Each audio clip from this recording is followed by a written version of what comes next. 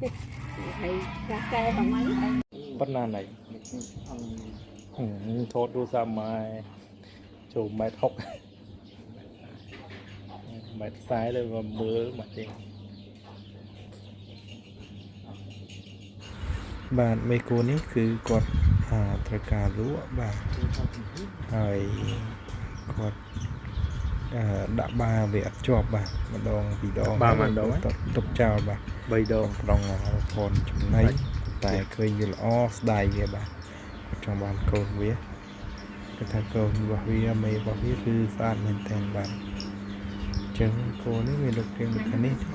បាទប្រហែលជាកម្ពស់ត្រឹម1.20 ម៉ែត្របាទឬក៏1.30 ម៉ែត្រអីទេបាទនៅស្អីជាកម្ពស់1 ម៉ែត្រទេបាទតែស្អាតបាទស្អាតតែមែនតើនឹងថាម៉េចគាត់ចំគោធាត់ទាំងអស់បាទអត់មានមេណាស្គមទេបាទមើលទៅបាទមេផើមនៅក្នុងមុខគាត់ធាត់បាទមេដែលលក់នេះគាត់ធាត់បាទបាទហើយលេខទូរស័ព្ទនៅខាងដើមនោះបាទជាលេខទូរស័ព្ទរបស់ចាស់គាត់ផ្ទាល់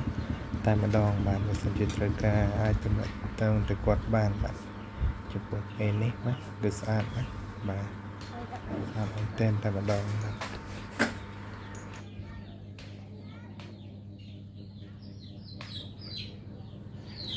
ចៅមួយទៅ